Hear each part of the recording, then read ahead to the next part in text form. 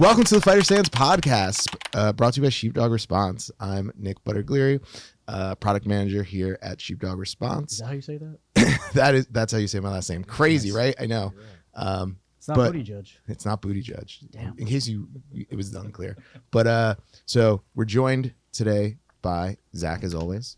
Hi, I'm Zach Mayo, and today we are joined, of course, with Pat Miller. Yeah, normally I do the intro, but we switched it up because we have an amazing. I'm Patrick Miller, but we have an amazing guest today. Who are you, Patrick Miller? I teach jiu-jitsu and I run a nonprofit called Heroes Jiu-Jitsu. Today we're gonna have a class, so we're doing two podcasts. The first one with a giant doucher. My friend Colton Smith, he won the Ultimate Fighter. He has like 17 jiu-jitsu schools now. He also 17. Wow, it's not 17. It's like 4. Like 3.5. 3.5. See, he is the captain of the Battle of the Branches Army team, and he needed some help. So naturally, he called me. He probably called like 7 other people. Before Did we win? We did win. We did win. We did win. I only got to do one fucking match, you asshole. and he is was an Army Ranger or Army Ranger qualified with a whole bunch of other stuff. Sapper, what else? Airborne, air assault, yeah, all the things. Yeah. And he's an SDR instructor. That's right. Sheepdog Response. Response. Which is why you're here today. Yeah, he's Right. gonna teach a Protector 1. Excited. Yeah. Where did you grow up, Colton? I grew up in Iowa, born and raised. in the Born and raised. Midwest. That's why you wrestle. Yep. Family tree's a telephone pole, and and I wear that with pride, by the way. But no, I grew up in Iowa, born and raised, and Pat, right back at you, man. You're from Kansas, right? Yeah. And you wrestled since you were at least 4 years old. So I know that you guys listen to the podcast, so you know that I love defense soaps and defense wipes. They also have a large array of other products.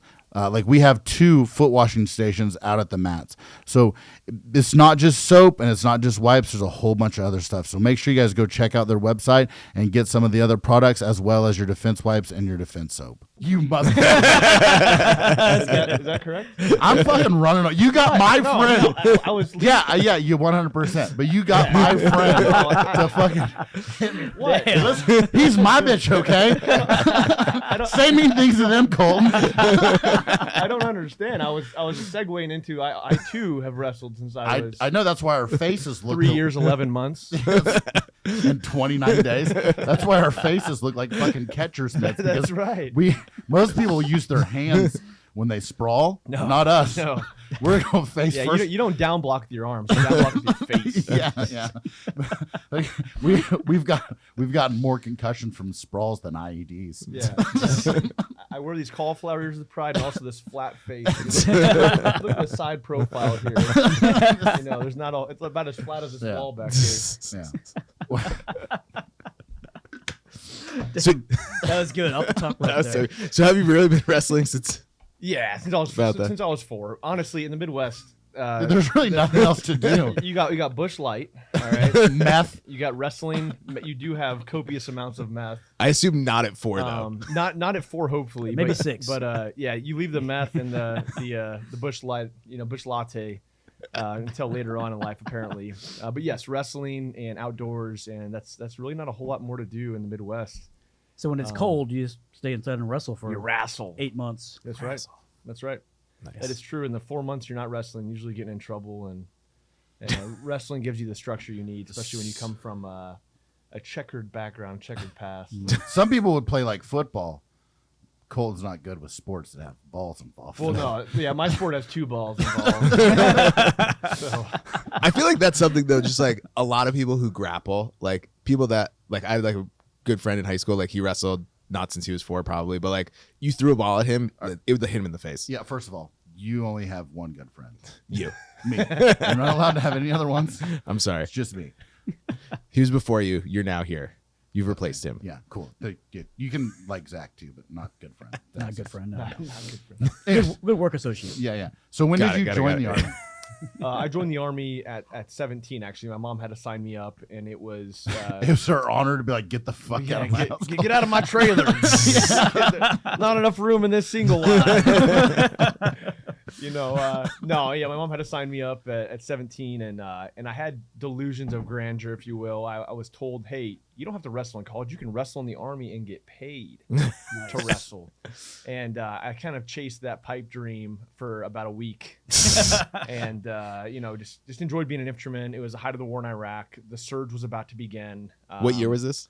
2005. Okay. So the surge was about to begin in 2006, and sure enough, after I graduated jump school, got to my unit, we were deployed pretty quickly after that for a long deployment. In first we were in southern Baghdad southern Iraq rather, and then we moved to western Baghdad. Rough time. In our brigade, we lost 54 people, so it was a really rough time in the war. But it really kind of made me into who I am today. I know it sounds kind of cliche, but that time. I was definitely kind of lost when I joined the military, cocky, arrogant.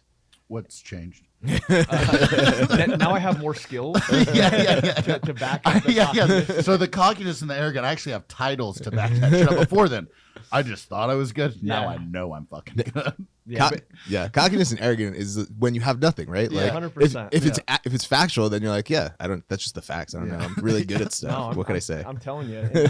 But that deployment, with the loss and just doing our jobs as infantrymen there and how difficult it was, seeing kind of the bureaucracy behind war fighting and the difficulty of that once everything changed from the surge into they started doing investigations on of crazy stuff. Anytime there was like any significant actions or anytime you were firing your weapon, then they started investigating what you were doing. And so I saw kind of like two extremes of war. I saw, where we were allowed to fight, we were allowed to get after business. And then I saw the opposite side of that where bureaucracy kind of prevailed and there was a lot more political infighting than there was actually direct action type fighting. So again, I grew a lot during that deployment. That's also where I found mixed martial arts. I didn't ever train any kind of jiu-jitsu or anything like that until that point. I actually got some Haji DVDs, some from the Haji Mart from UFC 1 to 43, and I watched them on my portable DVD player. And Haji is not, by the way, Haji is not a disrespectful or a derogatory term. It is just someone that's made the Mecca. So that's just a term we utilize sometimes. And, going to the local market, getting UFC 1 to 43 on my portable DVD player. Yeah, because they didn't have, back then, it was that weird time when you had a laptop, but not all of them had the CD drives. But also, you couldn't get shit, you couldn't download stuff over there. Your computer would not get the same. Yeah. Now, that was a really weird time. Yeah, it's kind of after the LimeWire and the Napster time. I think I had a flip phone at that time too. Oh yeah, if you had a phone that wasn't a flip phone, man, you're a baller or you're Zach Morris. Zach Morris block. But it's interesting. It was around UFC probably 55 at that time, and I remember telling my platoon, and we're in Western Baghdad. We're living in squalor. We're burning our feces every day, or at least every couple days. Not because they had to. Colton just I just volunteered for it. But going back to me being a smartass, I was generally the designated. Everyone knows that's deployed during that time knows what this means. Yeah, diesel fuel and then some JP8. Some JP8, and even the Iraqi counterparts walking past me like, man, that poor guy. It's 130 degrees, and I'm sitting there burning everyone's feces, and I got that black face before Bill Clinton made it cool. But no, doing that, I remember telling my platoon, hey, I'm going to be in UFC 150, you watch. And I would grapple anybody that came, the ODAs that would come stay with us or whoever, anybody that wanted to grapple in my front yard in the sand pit, I would grapple them. It was guys from my platoon, anybody that came in, some Iraqi National Police officers were wrestlers, so they'd come in and wrestle me. And I'd try the moves that I saw on the DVD. And I remember telling my platoon, I'll be in UFC 150, you watch. And sure, they looked at me like you're crazy. Go back and burn poop, dude. It's actually the JP8 and the poop that's doing that to you. That's where those illusions of grandeur came from. I got this. What Colton actually said, it was a whole bunch of mumbling, and they're like, "Oh, we need a this guy's crazy." They UFC and 150 didn't come out. It was and they're like, "Oh, he needs his fix of JP8 and feces now and Rippets, and Rippets, and Ripid energy drinks." Yeah. Hashtag not sponsored. But no, so They should have sponsored you though. You and That's Tim right. Thank both you. should have been sponsored by Rip It. By Rip It's, Yeah. Rip It's and Otis Spunkmeyer muffins. Yeah. Or the cookies. Those are the best fucking cookies. The macadamia nut. Oh, bro. Yeah, Otis Spunkmeyer macadamia nut sleeves. Yeah, we were eating, like, when I was like my first and second deployment, all we had was like MREs and like fucking Otis Spunkmeyer. Body brought to you by Otis Spunkmeyer. Yeah. How the fuck are you going back home weighing more? Seriously. Yeah. Ate good out there in the desert, didn't you? No, it's fuck. The muffins, whatever. It's the fucking cookies. Yeah, no, I was definitely a muffin fan. The muffins are amazing. Let's be real. Yeah. Anyways. The Yeah, chocolate but- ones. we had some tankers attached to us. We had a fight over the Otis Spunkmeyer log packs that would come, and if they were ever pulling, like we went back to refit at the base, Yeah. those MFers would eat and they'd hoard all of that. They had like lock boxes. They'd hoard all of our muffins, and so you fat tankers, I tell you what, I remember you. Yeah. Fuck you and your Berettas. Yeah. And your Nomex suits. You're not wearing any underwear on underneath. Yeah. Yeah. And also, hey, next time I'm out clearing fucking 2,500 houses in a goddamn day. So, do you want to get some extra energy without everything you're going to find in some energy drinks? Get some Go Pills. Go Pills are all natural, made in the USA, no gelatin, plant-based. Try some Go Pills today. And I hate to say, hey, can I get a bottle of water? And you throw me a bottle of water or your buzzle rack, I'm going to fucking fight you. Yeah, it's- Okay? I know. 40-degree water. Yeah, I see the water you're drinking is like frost coming off of it. I know you have a fucking cooler and they're full of it. You don't have fucking Sabo rounds in that motherfucker. You just have fucking cold water. I know that's in there. You got fucking AC. I'm out here dying. Yeah, we're on to you. All right, tankers. Fuck you guys. Anyways.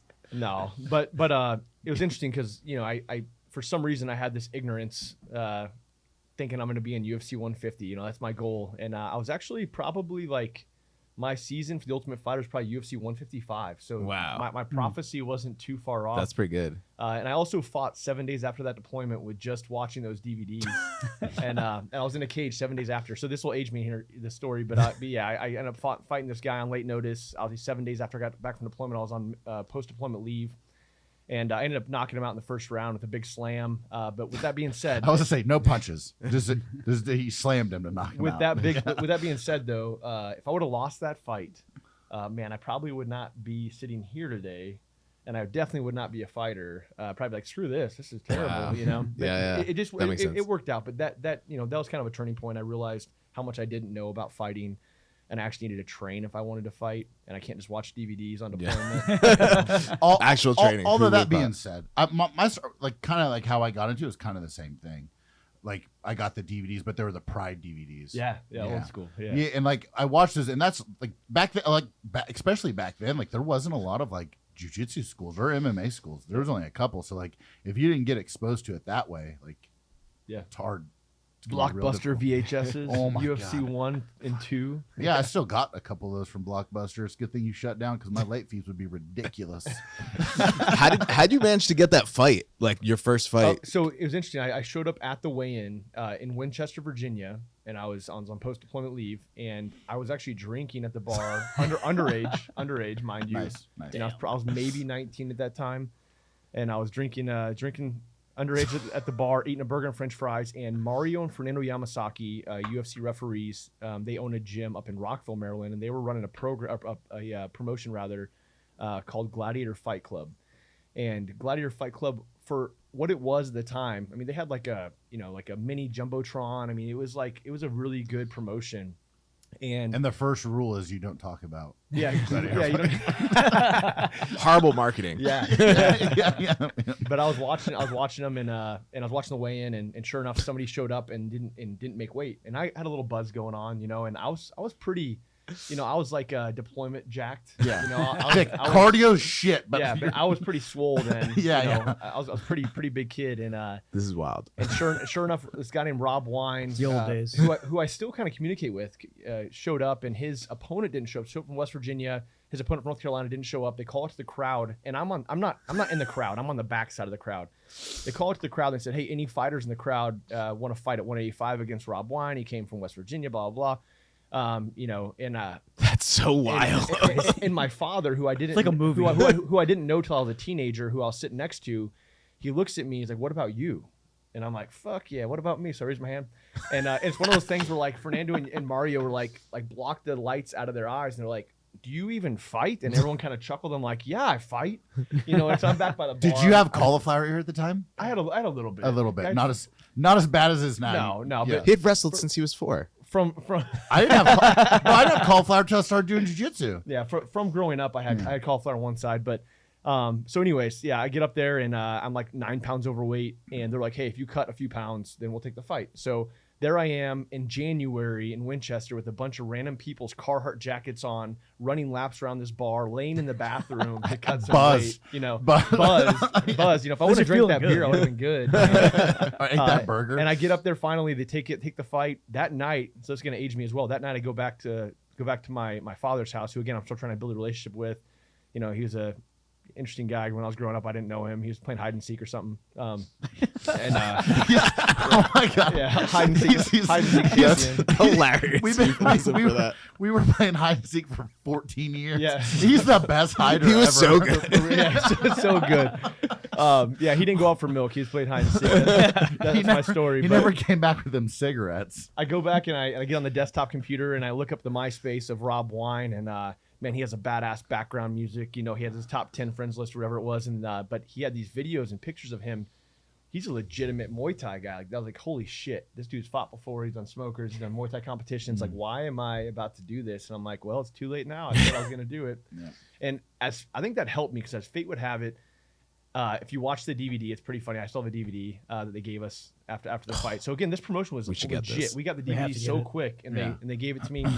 And I remember my dad telling me, he's like, "Hey, listen," my dad never saw me wrestle, none of that stuff. He grew up as a boxer, and he wrestled a little bit too. But he's like, "Hey, listen, hands up, chin down, hands up, chin down." I was like, "Got it, hands up, chin down." Did he corner you? Yeah, he did. That's a cool. Your first fight, you had your dad finally. You found him. Debbie father was. You found him. No, he did, and you should have. It's a very Ricky Bobby story here. I was like in a half wrestling stance, my fist down here, my eyes were all wide. I'm looking at this kid, and I think that helped me because he was so cocky. He was like standing straight up in a Muay Thai stance, kind of smirking at me. Yeah. Well, he comes walking across the cage when the fight starts. And for whatever reason, my dad's like, "Hey, you're right-handed, so you have to have your right hand back, in a fighter stance. You're right-handed, so your power's in the back." Well, I always wrestle right foot lead, So I was like, I gotta fight like this. My dad told me to. And then split second, I close my eyes and I switch my stance and I just reach out. And as fate would have it, when I lowered my level to shoot, he threw a head kick and he was spinning all the way around and it barely missed the top of my head. My eyes were closed. and I opened my eyes and I'm wrapped around him on his back and I just picked him up and just slammed him repeatedly, and then the fight was over in like 52 seconds the first round. That's wild. That's pretty. Again, you KO'd him just slamming him into the ground. I got very lucky. Yeah. I threw some punches after, but they were probably terrible punches. I know you guys don't know Colton, but that's also the most Colton way to finish a fight ever. I yeeted this dude 6 times. And fucking, I want to watch this fight now. It sounds amazing. Yeah, we have the DVD. So I go back to my unit. I have this DVD. My post deployment leave's over, and I have this DVD. And I walk in the only platoon computer we have, and I put it in the CDR drive, and gave it a virus. Well, my platoon sergeant and my platoon leader are sitting right there, and a couple of the squad leaders, and I put this in there, and they're like, "What'd you do?" "Oh yeah, I competed, this and that." They didn't really fully grasp what I was doing, and they watched the video, and they're like, and I was the first fight of the night, so I was the first fight on the DVD, and they're like, "You cannot just fight." You gotta request this shit. I was like, "What?" I'm dumb. I'm like, "What do you mean? Like, you cannot just go and fight. Like, I sound like a bunch of people who don't like fun. Right? like you can't just do that, And I'm like, I was on leave. I don't understand. And then I realized, unfortunately, a lot of the red tape that we as competitors in the military have to cut through. I didn't have to do any of that. Property of the Army. With some leaders. That wasn't important enough. No, they didn't care about him. No, but no, my sergeant major, my brigade sergeant major was at my first fight. Well, that I feel like I've had a lot of. I'd say for every person that has supported me, I've had 4 that haven't. But this person that have supported me has been like an influential person in my chain of command that kind of has the say. and they realize the bigger picture of what we're doing. And we're effing war fighters. Like our job is to close with and destroy the enemy. And you're going to be worried about me getting injured, fighting some dude in a cage where worst case scenario, I wake up single leg and Herb Dean, which I've been there. I woke up single leg and Herb Dean. It was a good single leg. Yeah. Herb Dean's lucky I didn't elevate on that. Kind of want the video of that now. But no, I've been blessed with a military career where I've had leadership that has supported me. And I'm still active duty. I've been in for 18 and a half years at this point, and they still support my extracurriculars. But that's me knowing that these are extracurriculars. They're not my primary focus until I retire in a few years. That's cool. So I didn't realize that. So you were like Tim, like you were. Well, I was actually active duty, Tim. No, I'm just kidding. I love you, Tim. Tim will beat me up. All right, let's be real. Tim's never gonna watch this. No, okay. Oh, in that case, Tim Kennedy. Let me get started. Biggest bully on the earth. Oh no, you want to hear we'll go back to like the progression, but I just want to tell. Pat has a great story. It was Tim's me and bullying. So me, you, and Andrew and Tim were all training. Like you were like, hey, we're gonna go train with Andrew and Tim. So I rode down with you and we went to his house. And then we went to, I don't remember what gym it was, but we were working wall takedowns. And you take Tim down, and there's like a elbow or a cut or something that happens. And I got Andrew down, and we're fighting. And all we hear is this loud-ass fucking smack. And apparently, you cut Tim. Wasn't bad, but he didn't know how bad it was. He smacked you. And I looked at Andrew. I was like, just keep doing what we're doing. Just keep doing what we're doing. It's like that 1,000. This happened on 2 occasions.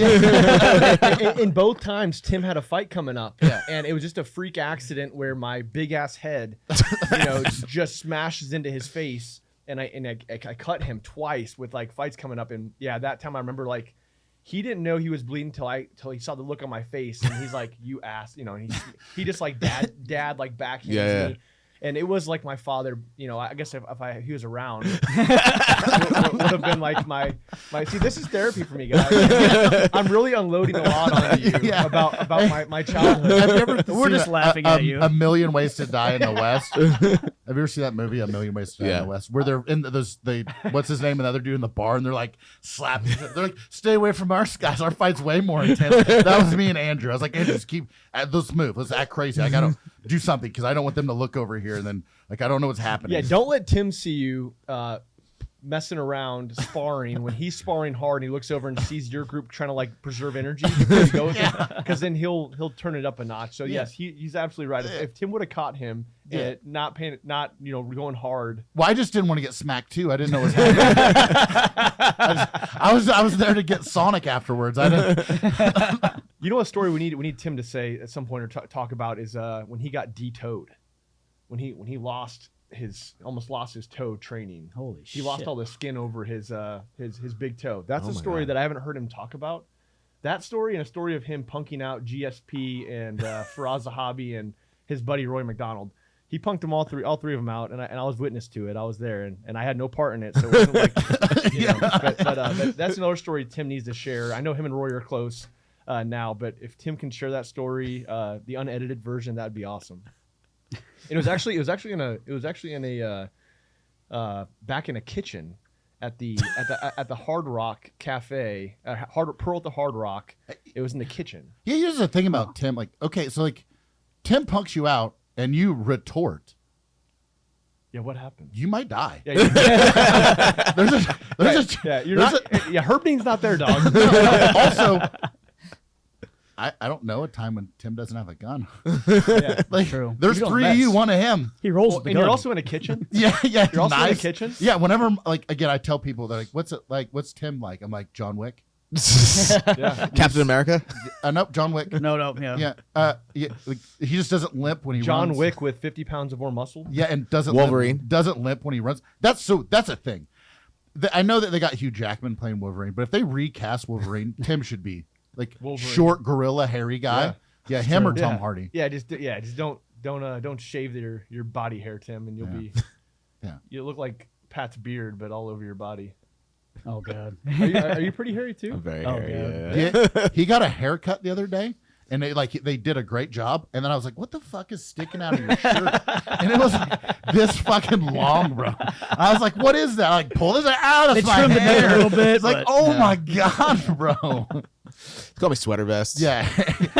Hairy like animal. That's why we're He friends. is like Mike Myers. Yeah. Yeah. There you go. More Jack though. The thing is, He's more Jack than Mike Myers. He Yeah. did, Mike like, Myers is more yeah. Jack? Whenever I walk in his, I just randomly I'll like see him like getting changed for jujitsu, so I like walk in there and I'll just be like, He times it. yeah, my man's Jack. He times it. Not, I mean, for his size. For his size. It's hard to say when you work here. Like, fucking Matt Smith, Yeah. jacked. Tim, jacked. Everyone's pretty jacked. Yeah. Zach. Zach. Anyways, so you let's get back on task. So you get back on. You do that first fight. They say you can't do this. You go, fuck you. I'm gonna do what I want. And then you. I was hooked. I was Yeah. hooked, man. I didn't matter if it was before work, the middle of work. I was finding ways to find little fight clubs around the area and training, and found some group of guys that were just tough, man, like tough dudes that really pulled me out of my shell, and I realized how much I didn't know about fighting, just scrappy dudes. And then in the evenings, even out in the field again, I was, holding mitts, pummeling people, wrestling people. And it, from that point forward, I realized that being active duty was going to be difficult to chase my dream and find a way in the Ultimate Fighter, find a way in the UFC. But I was like stubborn to the point where it was going to happen one way or another. I don't know what it was. I can't tell you. But I truly feel it. And I'm a man of faith, so I did believe like it was my God-birth dream to be in the UFC while simultaneously being a senior leader in the military.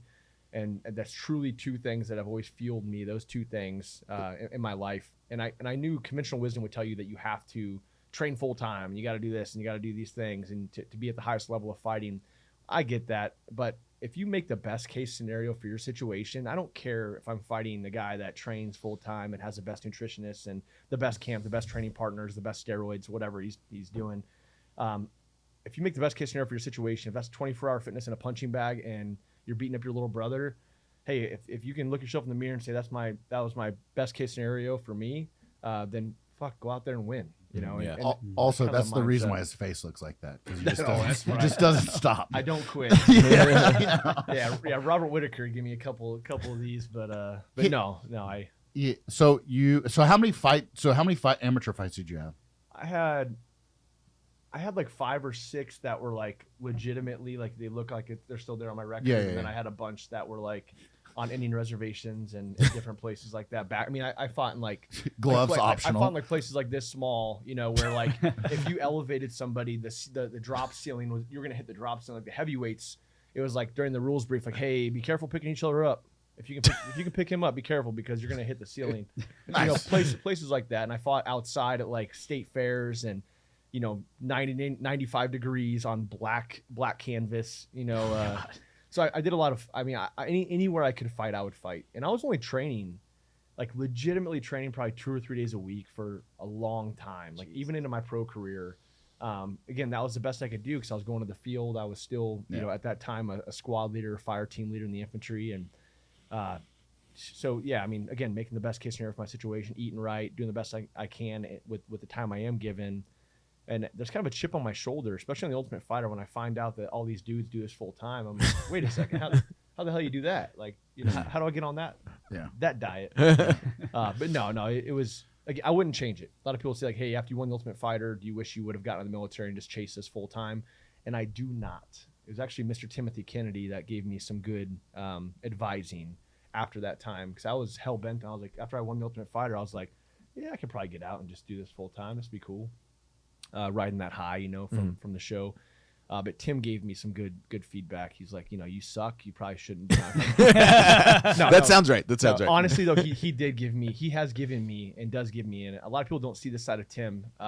Man, in his circle, he will do a lot for people, and people don't see that. And people will run their mouth because of jealousy or whatever it is. But I feel like people don't truly realize the real Tim and what he would do for like us four right here if we needed something from him. Well, also, that being said, a lot of these people run their mouth, but it's never to his face. Oh no. Yeah, God no. Like You'll be the first ones getting a photo with him. Like, yeah. hashtag TK. Yeah, I see it on the internet a lot where people will talk shit. I'm like, it's a good thing that it's on the internet. Well, no, even like we're in the special operations community, I'm around people and names will start getting brought up, and sure enough, Tim's gets brought up, and a couple guys on my team look at me and they're like, they know I know Tim, you know, and I'll listen to people. Yeah. And I'm like, and they'll, you know, so my buddies will kind of like poke the like, oh, you know Tim? Well, you know, we were the same Q course together. I'm like, nah, you weren't. Like, everybody I've met is in the same class as Tim. They were in selection with him. Yeah. They were in the Q course with him. And they were in language school they with beat them. him on everything. Yeah. I've met every single person that was in Tim's Q course class. But no, and I don't. Obviously, I'll defend my boys if someone like steps out of line, but it's just you can just tell it's like it's hate. It's just like or jealousy. It's but those are the same people that would be tagging him on Instagram or Facebook if they saw him. Yeah. How'd you first meet Tim? I feel like everyone has like a fun like how'd you meet Tim story. So I was down at Austin Muay Thai, and I believe Tim owned it at that time. And Did you wait? Hold on. Were you so? Let's do this first. When did you get stationed at Fort Hood?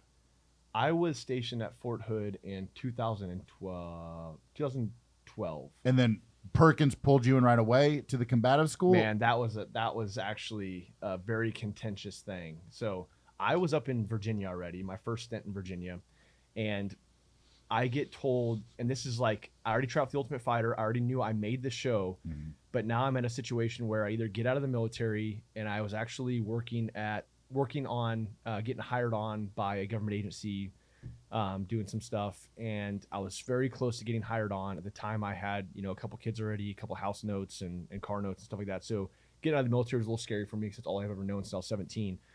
And then I get told like, hey, you can come be the NCOIC of the premier or the chief instructor of the premier combatives facility in the Army. We are the 2-time All-Army champions, and you can do this almost full time. And I'm like, that's great. I can do that while I fight. It's kind of like helps, complement one another and still hone my infantry tactics and everything else and techniques and be a good infantry leader. So I ended up making the leap of faith and going down there. Well, they just told me to get on orders down to Fort Hood. So I got on orders down to Fort Hood, and then it was a dog fight to get me over to combative school because, I was a Ranger Sapper qualified infantryman. And there's not a lot of those. There's not a lot. So I had units trying to pull me and high demand. The LURS unit was there at the time because I go to the LURS unit, the long range surveillance unit there. And getting General Campbell to finally be like, no, Colton Smith is going. And again, I wasn't much. No one knew that I made the Ultimate Fighter because I couldn't tell anybody. And I told Perkins, obviously. I was gonna say, didn't you have to like notify them?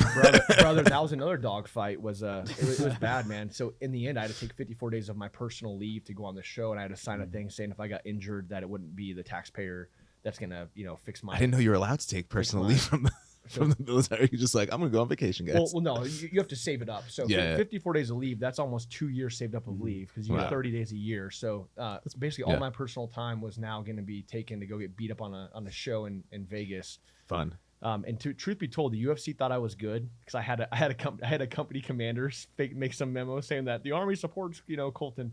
So the whole time the UFC thought that because some 03 signed my thing that I was good to go. But I was not good to go until the day before I was to fly.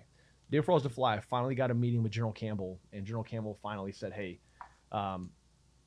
if you he's retired now, so I can say this."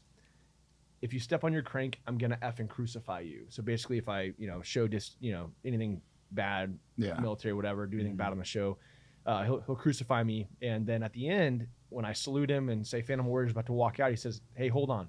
I turn around, he's like, "And by the way, my son," or he said, "By the way, Craig is a real estate agent, not a fighter," and that was his son. And I'm like, "Excuse me, sir?" He's like, "My son, Craig. You know him, right?" I'm like, "Yes, sir." He's like, "He's a real estate agent, not a fighter." So Craig was going to my evening classes at the combative school. And what's hilarious is after I won the Ultimate Fighter, Craig was probably 21 years old, but he was in the area where his father was living, where his father was a commanding general.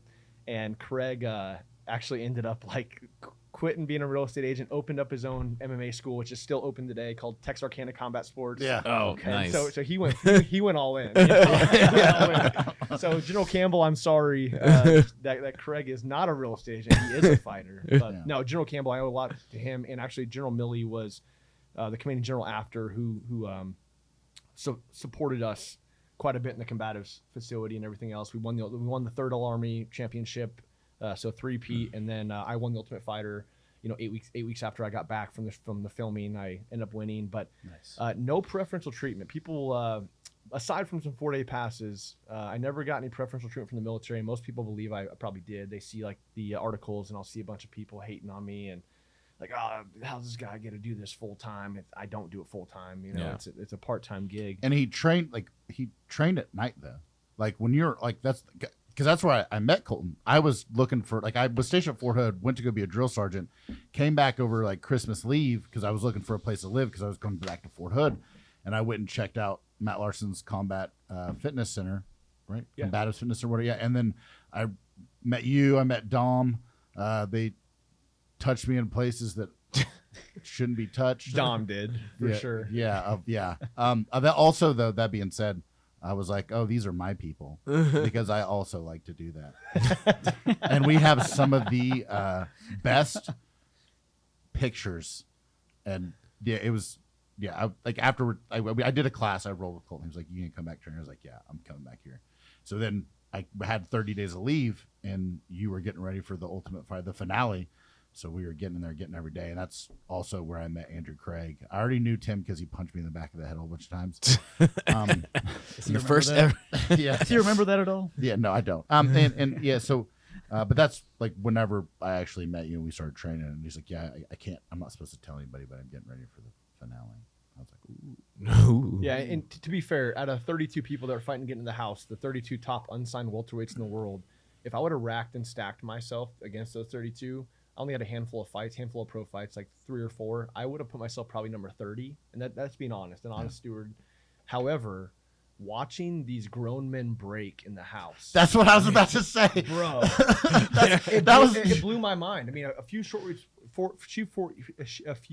years before, I was burning feces in multiple locations. Yeah. I can't even tell you whose feces they were, at this point, but I can still probably taste them. But but no, and then now I'm in a mansion in Vegas with all the food you want, anything I put on this list by 11 p.m. by 5 in the morning, it will be there. Damn. It will be there. I'm not kidding. Like you can get pretty outlandish with the foods and drinks and stuff that you wanted, and the production crew would literally have it in there with it from the 24-hour Harris Teeter or whatever else that was in Vegas, and no outside.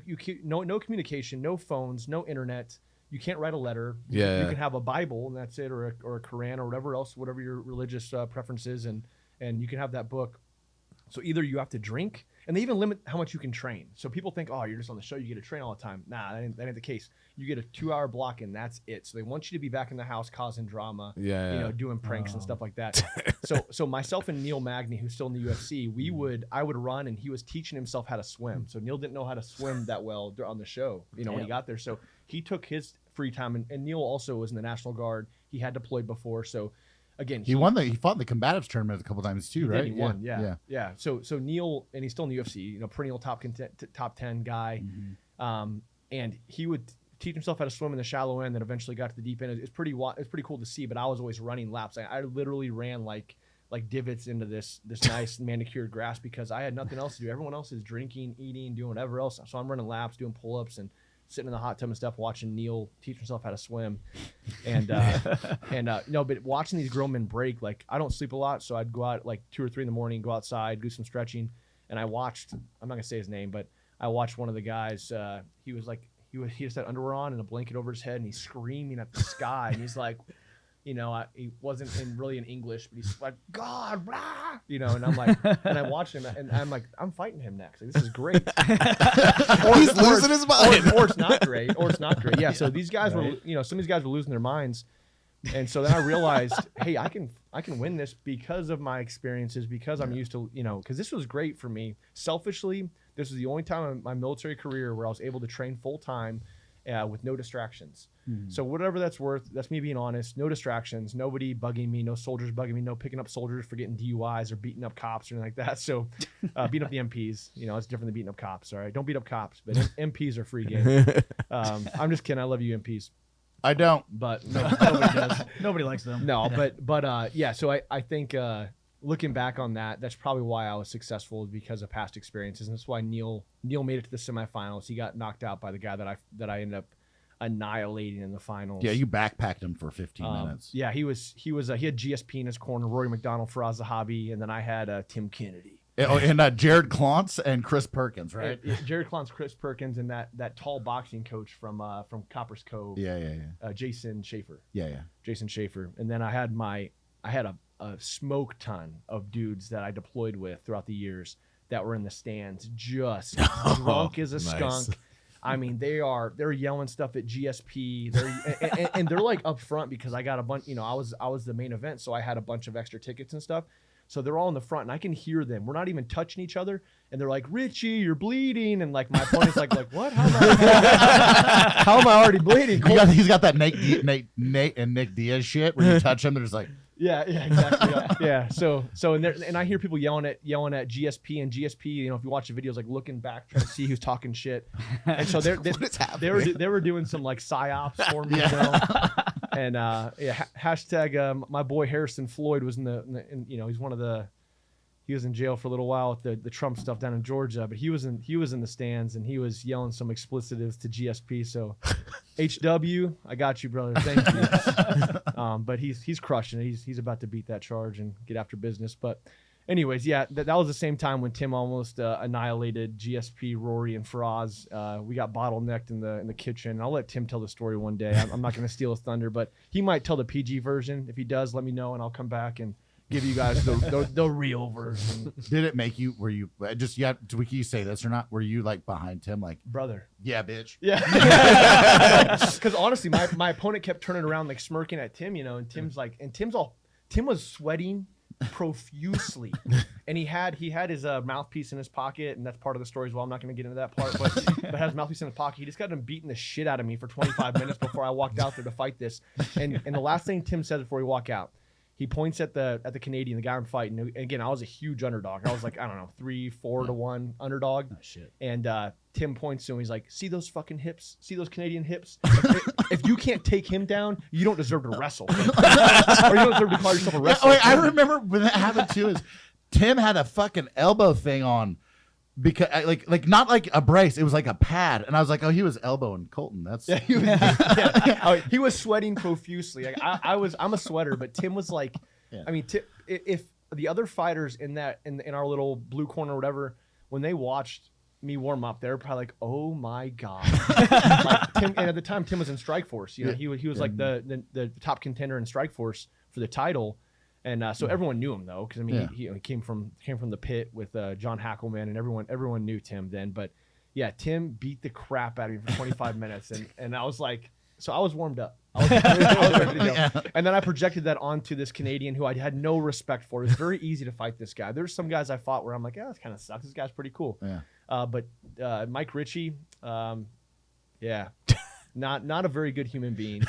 Very pompous, kind of what you think of the worst part of Canada. You know, he's the worst part of Canada. So, yeah.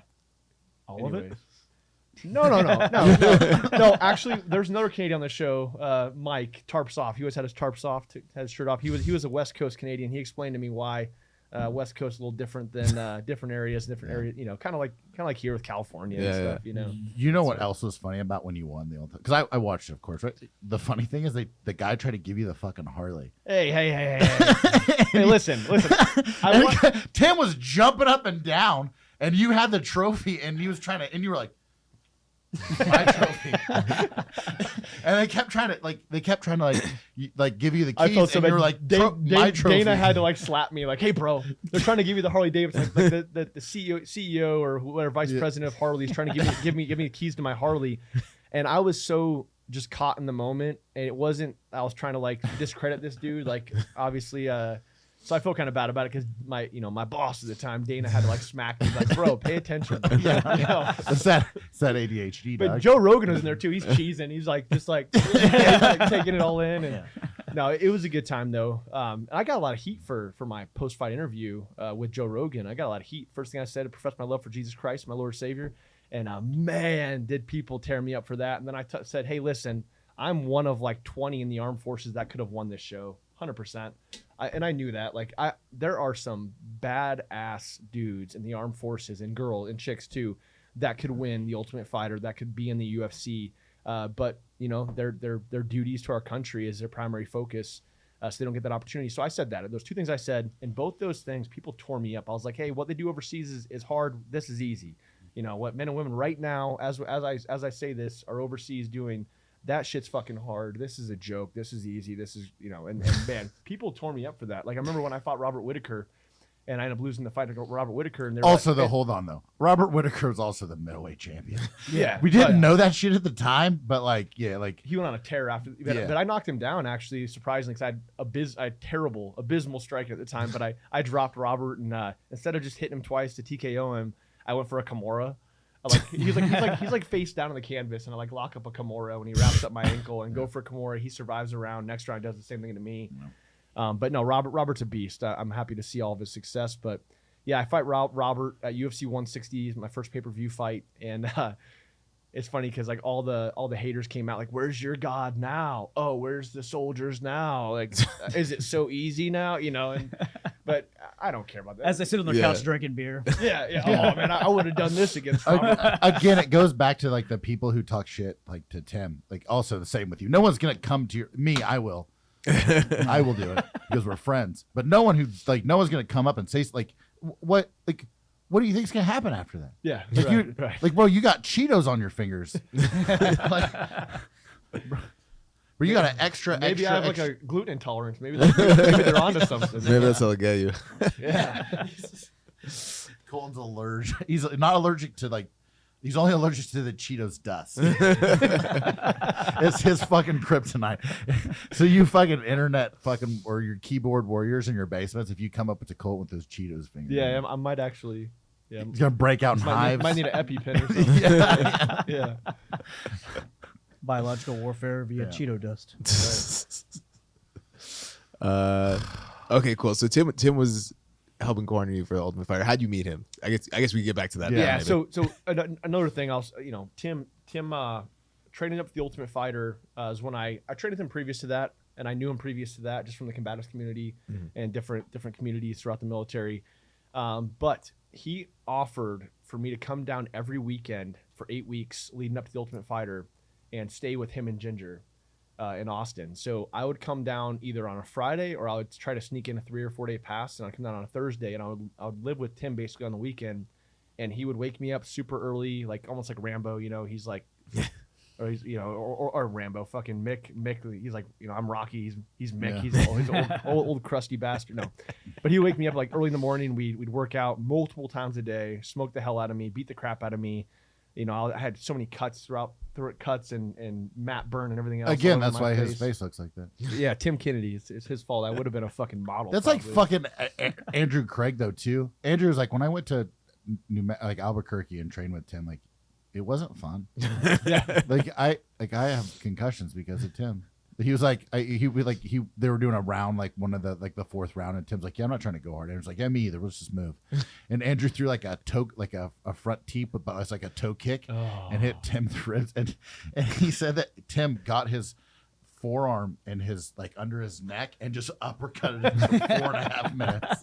He said he drove back home and he was just laying in the back of the car, just like, I was like, was it like that Arms of an Angel song by Sarah McLachlan like going through your head? He was like, something like that.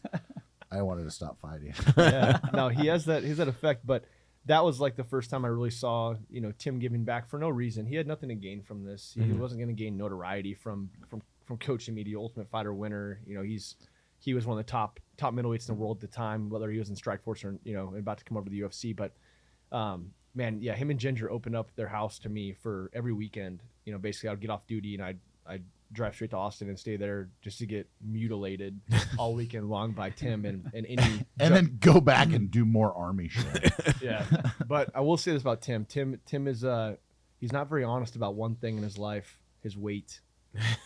Tim would be like, "Come on, Colton. Like, what are you doing? Why aren't you moving, bro? You're like 220 pounds, bro. I'm like 184. I'm like, Tim, you are not. You are not 180. Get out of here, Tim. Yeah. You weighed in at 186, bitch. This was like 3 weeks ago. Yeah. Like, and you're all emaciated. You look puffy right now. Tim, you don't look puffy. You look jacked. So Tim, bro. either your bathroom scale has just been off for a lot of years, or no, but yeah. So that's really when I got really close to Tim. I mean, and he would just. it was just wisdom he had that I didn't have like in life even. He didn't want to get close to him. Tim just kept double legging him. Just Oh man, right. yeah. But that's also where I saw like MMA is kind of the ultimate equalizer. You see like Division I wrestlers and almost Olympic level wrestlers getting beat by guys that couldn't make an Olympic team or couldn't make a Division I wrestling team. Mm-hmm. And I saw, and Tim's one of those guys. Like Tim is, he never showed his level. I believe in the UFC or Strikeforce, the level he possesses, what he can do to people that are experts in their field, whether they're expert Muay Thai guys, expert wrestlers, expert jiu-jitsu guys. What Tim can do to those individuals in their sport is fucking insane. I'm not trying to just, slop on Tim here the whole time, but I don't get to say it enough because, yeah, Tim is a freak of nature. So be able to stay in his house for 8 weeks, on the weekends, that was all I needed. And to be fair, and I give him a hard time about this, I'm undefeated with Tim in my corner. Where the fuck has he been? Yeah. Yeah, thanks a lot, Tim. Having a life, doing fucking army shit. How dare you? You have one fucking responsibility. It's to raise your fucking child. Yeah. Yeah. So That's your real children. So I always tell adopted Tim one. that though. Yeah. Undefeated with TK in my corner. He's like my lucky rabbit's foot or some shit. But You're just terrified that if you lose, he's gonna beat the shit out of you afterwards. oh yeah, he's like the abusive father. So now that I'm doing a competition this weekend, and ever since I've worked here, like the level of like me, like I have to fucking win. Yeah. Because I know that Tim might see this. And he'll be honest. Yeah. He'll be brutally honest. Oh no. Yeah. So Tim, the other day, Luke Griffith said he had a good round with me. Like we rolled. He's like, you did a good job. And Tim goes, he said you had a good round. He said you was a good roll. And I was like, oh, that was so nice. He was like, you still fucking suck. But Tim doesn't cuss, right? So he's like, you still suck though. And I'm like, thanks for bringing me back to that level area. But you know what? I'm not going to let your negativity ruin my day.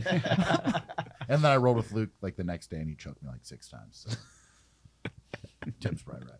Yeah. I had a really bad day the other day.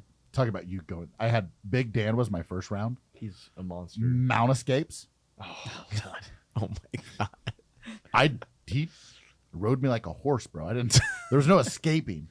And then it was Giancarlo Badoni, like when we start in like the side ride. Oh jeez. Nice. Yeah. I wrestling stood up once, and after that I didn't move. Like I get him on that first one, like I get him like right away. Like I'll stand up and I'll be like, yeah, and they'll be like, all right, my turn. And I'm like, oh fuck. Yeah, and then my last round was with Marigali. That's awesome. I mean, yeah, sounds like people would For like. listeners that don't know who those 3 individuals are, they are at the pinnacle. They are at the vanguard of grappling. Yeah, ADCC champion. If you do the any given day when I'm there, if the top 10 grapplers in the world, there's at least 3 of them on the mat. Yeah. And somehow, I what people do to me here, I do there. Where like I'll be like, oh, I want to do a round, and I'll look, and people are like, what the fuck's on the ceiling?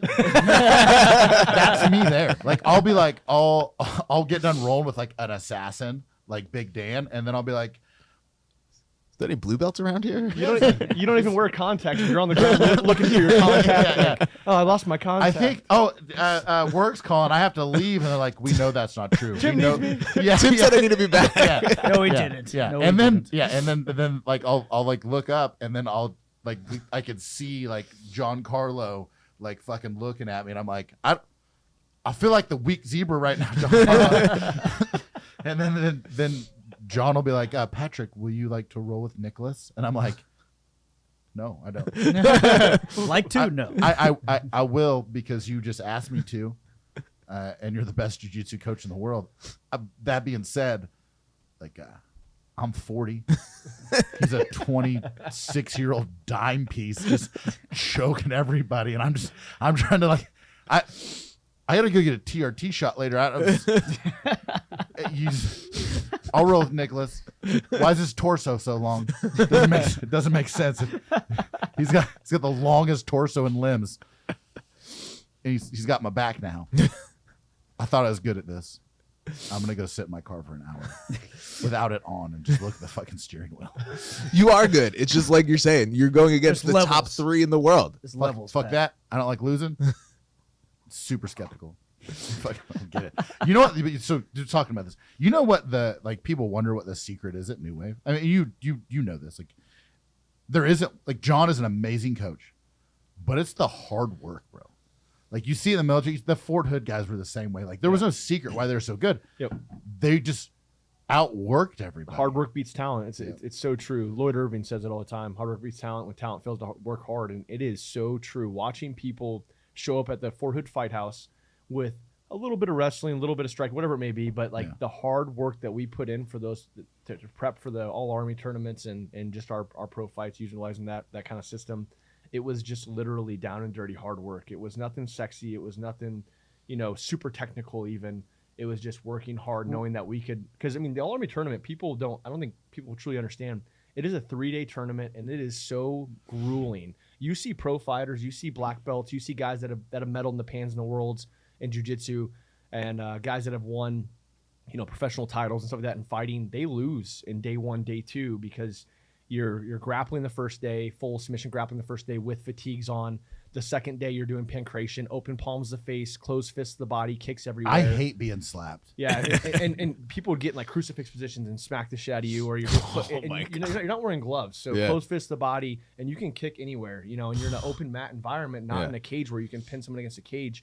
So that's the second day, and you're talking about you have a potentially like a 64-man bracket, if not more, on the bigger years of the tournament, and then the third and final day, if you have the physical attributes, cardio, and just willpower, you're in the finals for either third and fourth or first and second, and you're fighting in a fucking cage with pants on. Yeah, the crazy part of that is the thing that people understand is like you go back and look at the big years, those guys that were going into the cage to fight were already beat the fuck up. Like Shane Lee's the year that he won it, like before he walked in the cage, you're like, does he normally look like that?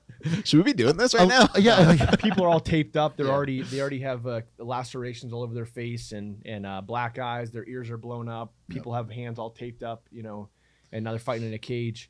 But the Army gets it right with the competition. The Army gets it right. A lot of the other services shy away from that, but man, again, we are charged with closing with and destroying the enemy. If we can't fight in a cage with our units around to support us and stuff like that, then why are we going down range to potentially lose our lives, limb, or eyesight? Also, more people get hurt playing fucking basketball 100% than they do. It's proven that there's actually statistics out there about Combatives is like number like fucking 18 of 25. Really? I think swimming is above that somehow. And bro, diving in shallow end. Bro, I'm telling you that like basketball, you see so many people get sent. Like they told me that we couldn't do jiu-jitsu my second deployment in Iraq because we had like found some mats and we do it every once in a while. We got to go back for refit. And like, you guys can't do that. Someone's going to get hurt. As he was saying that, someone like blew their knee out playing basketball. I was like, I looked at like he was like a fucking lieutenant colonel. Like, you gonna stop that too?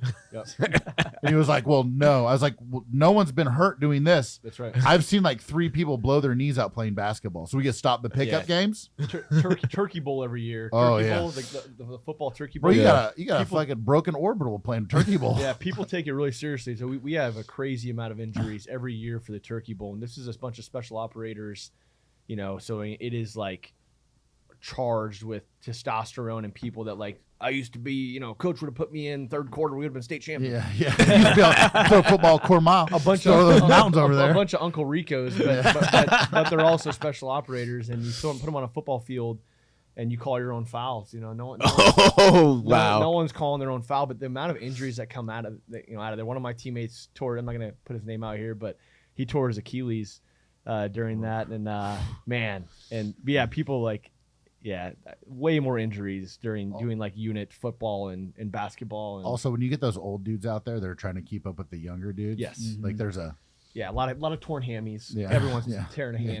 Gotta limber up. Fucking. Yeah, at least pulling a hammy and growing. But no, the Combatives program, the Army has done it right throughout the years. However, it came in waves where the support from the top has been pulled, and I'm still active duty, so a lot of what I say I got to be careful. But I will say this: if you are a senior leader that is against Combatives, I'd like to challenge you, have a conversation, not fight you. Obviously, I'd kick your ass, but I would love to have a intellectual conversation about Combatives, because the most intimate form of combat is a hand-to-hand engagement. Bottom line, you take away all my sexy Gucci gear, all of my tech, all of my weapon systems. What am I left with? My hands, and hands kill.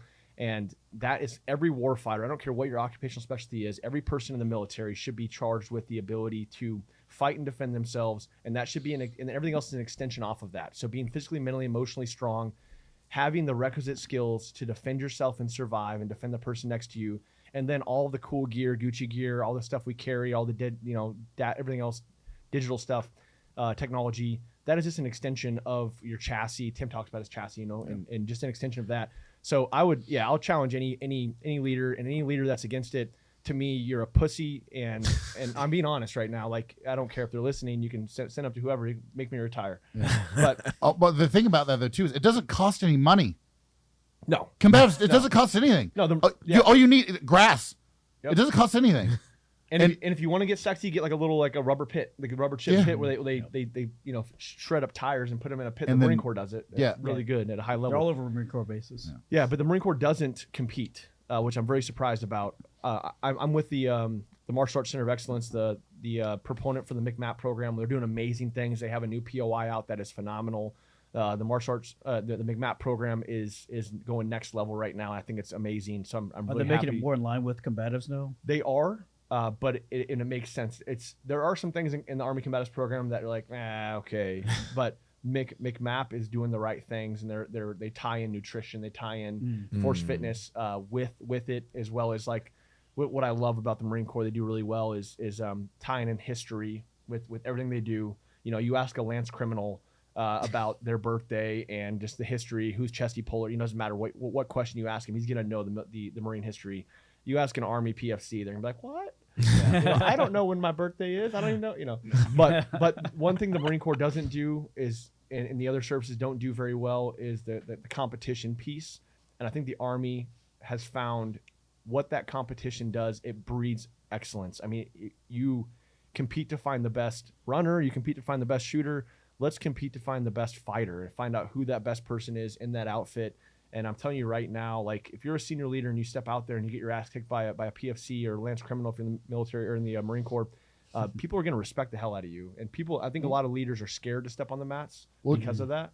Like when I was at Benning, when I was on Sand Hill, I was a drill sergeant. I ran the combative school there for the last 6 months. We had Colonel Parker, who was wrestled. I think he wrestled at West Point, wrestled in college, like neck down, 21-year-old like super athlete, neck up. Guy was a little bit older, but like he went out there and fought. He did the Fort Benning Combatives tournament. Yeah. He made it to the finals, and he fought one of the XOs from and he also wrestled at West Point. A young guy who's like 24, and it was a good fight. And he went out there he retired after. He's like, I'm not doing this anymore. But like he was, for most of them, he was part of it. And then Colonel Hendricks. Yeah, Colonel Hendricks. He's a beast. He was. I gave him his purple belt. Yeah, he's a beast. And he was out there. Maybe his brown belt. But he was out there every like those guys. Like, if you want to talk about a senior leader that was leading by example. Oh my God. Yep. So much respect for those guys and gals that will step out there out of their comfort zone and get beat up by. Who cares if you get beat up? I don't care if I get beat up. Like, it's one of those things where it's a much larger picture than just winning or losing. However, it does breed excellence, and I think that there's the Marine Corps. Hopefully we'll kind of turn to that, because obviously the Marine Corps does a lot of stuff right when it comes to like a spirit of corps and having intestinal fortitude, and being a Marine means something. There's a reason why Marines have a chip on their shoulder, and rightfully so. They do a lot with a lot less, as far as their funding and everything else goes. And I say this, I'm surrounded by Marines. I have Marines in my organization. I have Marines that I'm charged to lead that are amazing individuals. And I'm also helping the Marines at the Mace to help them with their POI and everything else, and just seeing where the Marine Corps is going right now is awesome as far as combatives goes. Well, the problem too is like everyone's, I have a gun, I'll just shoot you. What if I'm close enough where you can't bring your gun up? The 0 meter range, dog. Yeah, 100 meter range, got it. 0 meter range, where you at? Yeah. Where you at, homie? That shit kills me. Especially nowadays with the I'll just shoot you. I'm fucking better at shooting than you two. None of this registers with me right now. But people always say, "Oh, just shoot." Okay, yeah, sweet dude. Because we've never been in a hand-to-hand fight in combat before. It's never happened. Yeah, I was in Marine Command too when I was in my short amount of time. And I remember one time there was this guy, he was E8. What's E8 in the Marine Corps? Master Sergeant or First Sergeant, depending on which path you go. I think it's Master Sergeant. But yeah, he came to my jiu-jitsu gym. I knew who he was. He didn't know who I was. And I was a blue belt at the time. And I'd roll with him, whatever. I whoop his ass. He's a brand new dude, whatever. One time after PT, he sees me like in mid-sentence in front of the entire command. He stops. He's like, I know you. Like, you kick my ass all the time. In front of the entire command, he says this. He calls himself out. I'm like 120-pound fucking, I don't know what, I was an E3 at the time. Lance criminal. You're exactly Lance right. criminal. But yeah, he called me out. I was like, that's fucking awesome that he actually just completely admitted that in front of the entire command. That's awesome. That dude was cool. Yeah. Sean Waldrop, Probably a really good leader. dude. Yeah, Yeah. probably a Good good dude, leader. yeah. Yeah. Like, and that's something too, is whenever you like run into like a sergeant major who does jujitsu, you're like, that dude's hard as fuck. Yes. Because he's old as shit. He's had some, like Sergeant Major Fernandez used to come to the Fast Eddie. He was a shorter dude. I remember him. Yeah, like stop heel looking white belts in the gi. But like Savage. They gotta learn, bro. They gotta learn. yeah, we Pat, were who are you to talk? You were wrist locking kids last week. Oh, 100%. they deserved it. Guys, but when Pat was 4 years old, he was wrestling. That's true. Hey, I fucking, All right. no, so no, we were in Korea together, and like he was our brigade ops sergeant major, and he would like get a pass sent to my commander, like Miller's coming with me this weekend. Yeah. And we'd go to jiu-jitsu gyms in Korea. And I got like, I would message them before we get there, like, hey, like, is it cool if we do like a drop in? I'm a black belt. I'm bringing brown belt with me. Like, yeah, that's fine. We'd get there and I'd get messages afterwards, like, hey, could you tell that brown belt to stop heel hooking white belts in the gi? I was like, and you guys aren't allowed to come back anymore. I was like, hey, did you heel hook white belts in the gi? And he's like, yeah, I did. Like, I can't do that. I was like, bro, no, you can't. Didn't know wasn't allowed to do. Yeah, that. and he goes, Nobody told me. he's like, can we go back there? I go, no, and that's the second time this happened. We've had this conversation. And he's like, he just goes, I'm like, God damn it. Let's go get Brazilian barbecue. Nice. Yeah. They have Brazilian barbecue in Korea. Yeah, Itaewon. Nice. Yeah, it's like Itaewon also has some very interesting places as well. You know what I'm referring to. yes, I do. Anyways, He means Korean barbecue places. Yeah. Korean barbecue. no. So they have Brazilian barbecue there too. It's like the college area. And I mean, like, the other thing he's talking about. is oh Korean yeah, that barbecue. is Yeah. That's the other thing he's talking yeah. about. Hey, anyway, so Colton, this is a lot of fun. What do you got anything coming up, bud? You got 3 gyms. Where are the gyms at? Yeah, so we have 3.5. Our main 3.5 gym. So our main gym is in Fredericksburg, Virginia. It's kind of our flagship It has his location. garage. And again, I didn't plan on opening up gyms while active duty. I've always owned a few companies while active duty, but I didn't expect to open up a customer service location, a gym. That's basically what you are. And it blew up. We opened it up 2 weeks before COVID, and COVID took off. And the gym, surprisingly, the county that I was in wasn't hypersensitive to COVID. Okay. The sheriff basically They're said immune. like they're immune to it. So the sheriff basically said like, hey, we're not going to enforce this. Wow. So with that being said, though, I did. Anybody that signed up that wanted to cancel membership, no questions asked. Obviously, cancel membership. Everyone else that didn't want to train but wanted to still support the gym, I did a lot of digital content. And then we also had the speakeasy, the BJJ speakeasy of Northern Virginia. We still trained, and we had opportunities to train in other locations. So my basement, my buddy's basement. And so anybody that wanted to train could come train as well. Somehow we survived all of that, and the gym blew up. I mean, absolutely blew up during COVID. We, we outgrew our space. We had to move to a different location, which was kind of a scary problem to have because you went from like a 1,200 square foot space to a 5,000 square foot warehouse. Oh, shit. And in a quick It's huge. a quick turnaround. Yeah. It's huge. Yeah, I was there. and It's big.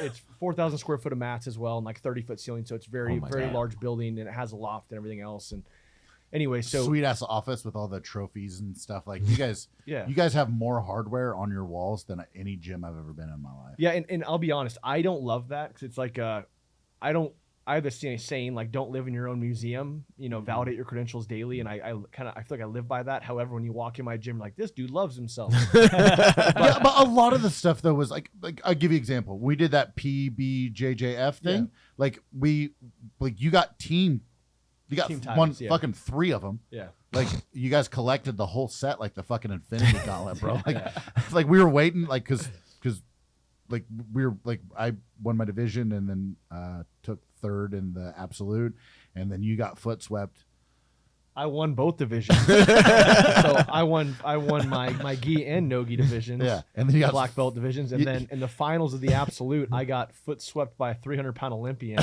Yeah, And I was like, I could have pulled guard and went for a leg lock, but I was like, nah, screw that. I'm wrestling this dude. Olympian, not from America either, from Russia. Oh my God. Moldovan. But same, but different. Yeah, Moldovan Olympian, who's also the number 13 heavyweight in the world right now in the UFC. Outweighs Colton by a person. He was 300 some pounds, and I was like, you know what, I'm wrestling him. And it was funny because I had people there like, hey, he's really bad at footlocks and he's gonna tap early because blah blah blah. His UFC career. I'm like, all right, cool. I'm like, I'm wrestling him. We're wrestling. So I went after him in the absolute finals, and he foot swept me, and I was literally levitating. I was eye to eye with him. I'm not, it was. I was like this, and I could like look back. What's up, bro? And then I boom, but it was awesome, and I'll do it. Next time I go against him, I'm gonna wrestle him again. Yeah. Hey, just why Colton's face looks like that. He was flattening the back out for me. Yeah, I just got done going, and then Colton did his match, and I was like sitting on the side. I was like movement, don't tie up with him, Colton. Yeah, hell yeah, bring it on, bro, and I'll do it again. No, he's awesome. Yeah. Alexander Romanov's his name. Top wrestler in the world and number 13 heavyweight in the UFC right now. Awesome dude. Comes from a great team, Rising Tide up there. Great guys. But back to my gym locations, we have one in Fredericksburg, Virginia. We have one over across the river by Dahlgren Naval Base. And then and that's at a private location. And we also have one up in Hagerstown, Maryland that just opened up. And badass black belts at both locations. Great people, great competitors, great human beings. They're both veterans as well. One of them is still a police officer. His wife is a former Bellator fighter, pro fighter. She's awesome, and she's an awesome purple belt as well. And she's an EMT. And then we're about to open up 2 locations in North Carolina. Ooh, yeah, it's happening. So exciting. I'm working out the details with that. So I'll have 2 locations in North Carolina, and then hopefully, if he gets off his ass, I'll have one in Dallas, Texas, probably the end of summer. Dang. With someone we know. I won't say his name, but just in case he reneges on the deal and I have to go beat him up. But he's a short Hispanic feller. He's a black belt. You can we'll drive down there together. Yeah, we'll all beat him up. Well, we can't drive down, Pat. We're actually in Austin right now, so we'd have to drive up. I'm fucking running away. We'd actually, if we drove down. Hey, also, you also have a supplement company, correct? Oh, hashtag Downrange Supplements. That's the hashtag Downrange Supplements. Honestly, probably the best hydration supplement that you'll find is the 9-line aminos and hydration supplement, and it's also third-party tested, FDA approved facility, and it's an amazing product. And I don't say that by just because. So it's good for like post training, right? It is great for post training, but also hold on, you're messing this up. You know what else is great for post training? Defense soap and defense wipes. If you don't have a shower at your gym, like us. Defense. Come on, Tim. Yeah, defense wipes saved my life. So go out there, use SDR15, get you some defense wipes. All right, go ahead. Continue plug. No. Downrange Supplements, awesome veteran-owned business. Yeah.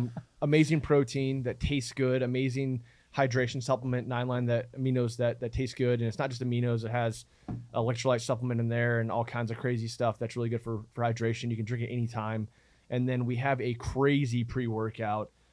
Be careful if you are a fighter or any kind of endurance athlete and you want to take that pre-workout because there's 400 milligrams of caffeine inside pre-workout. So that would kill me. You have to be close. That would kill me. You have to be close to a bathroom. And what's crazy is the CEO of the company, Kevin Flack. He will literally he'll dry scoop a full scoop of it, then he'll drink his like Bang with it, or whatever. This dude is nuts. He just lives off of like.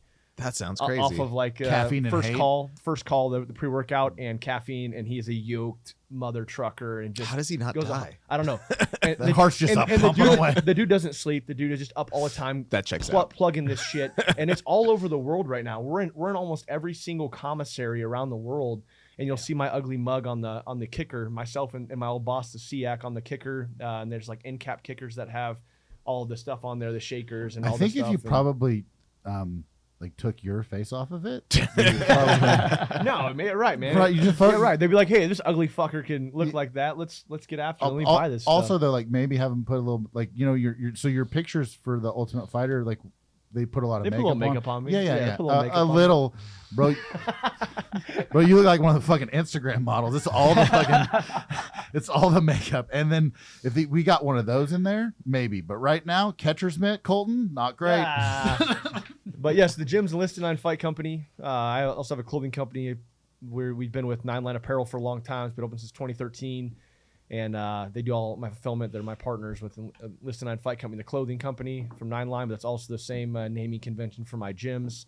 And we're just taking over the world, the hashtag takeover, and trying to get all the cult-like BJJ academies to notice that you don't have to run and operate your BJJ affiliation like a hierarchy where you're like this guy on a pulpit and there's like a fog machine as you walk out, and everyone has to do some weird kind of kata to you because of who you are.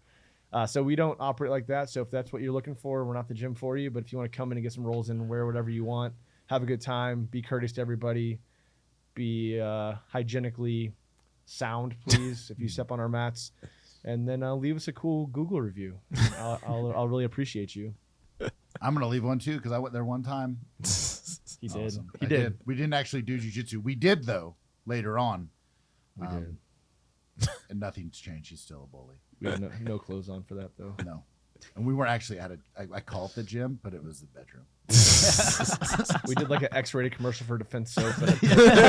For some reason. They didn't want it. They told us just to burn it. Yeah, throw I it away. keep sending it to them, and they just don't. They send a cease and desist. It looks was- and we use Yaka water to wash off with afterwards. So That was Defense so Soap, Yaka water, we were so clean, Yeah. but also a little dirty. All that being said, this is such a good episode. This is so good. Yeah. Thank Yeah. you so Good much, note to Colton. get that on. No, I appreciate is you guys. great. Thank you. Yeah, no. Thanks, Colton. Thanks for coming in the ass crack of 9:30. In most podcasts that I do, I get a parting gift. So can I just take something out of Pat's office? Yeah. Definitely. Yeah. Yeah. No, we do have a parting gift for you, but you could also just steal anything that's here as well. Yes. Yeah, whatever you want. I'm going to Tim's office. yeah, no, Maybe not in there. Maybe yeah, not in it's there. the warehouse and around here. I usually get a gift. You get the gift of being on this fucking podcast. You get the gift of working all I weekend. might get an escort out the back door. Get the 450 people are going to see this, okay? countless numbers of people. Countless. Pat can't count that high, so it is countless. Yeah. It's true. Oh, good times. You know what? Fuck this shit. I'm running away. I quit. I keep saying that, but I just, You just keep coming, coming back. back. yeah. They keep prodding me back with like, Because they pay him. yeah. That's why. They keep giving me free paid. shirts, and it's hard to Man. turn down free shirts. Come on, TK. You couldn't get a water sponsor? What the hell is this? Is this like Ricky Bobby? We're Me? independent from Tim. Yeah, this isn't. Yeah, Tim is. Yeah, Yeah, it this doesn't is. do with this one. Yeah, yeah. It's nothing. Yeah, again, I don't like. I know he's watched a couple of them, or at least the No, he reels. hasn't. He's watched the reels. But I'm sure he'll watch this one. Yeah, that's Yeah. right. See if Colton and Pat talk shit. Before We're gonna stir the shit, and we're just gonna tell him that you talk shit. I'll give him a heads up. He's gonna show up at the range tomorrow and be like, "What's up, Colton?" oh man, he's gonna shoot me. He might. He might, yeah. He might. He's like, yeah, come to our trauma course. Built-in advertisement. Look, I'll teach you how to do this. Yeah. It was just a through and through. You're fine, Colton. But listen, if Matt Smith's there, you're gonna be fine. Oh, without a That's doubt. true. Yeah. I like if I got shot and I had to pick one person Matt, to be. no, not you. Wait for Matt. He's on his way. Yeah. He said he'll be here in 5 minutes. We got it. Yeah, don't touch me. Yeah, don't touch me. He'll be here. He'll fix this. Anyways, again, great episode. It just Awesome. keeps going too. Yeah. It does. Great episode of the Fighter Stance podcast. We will see you guys next time. Get your downrange supplements. Go to an enlisted 9 gym. Follow Colton on his Instagram. What is it? Colton Smith MMA on Instagram and Facebook, Nice. You still have- and Enlisted 9 Fight Company on Instagram and Facebook. do you have a TikTok? What's that? Yeah, exactly. Good. All right, sweet. Get you some defense soap. All right. Like and subscribe, guys. Thanks for watching. Yep. Thanks so much. Bye.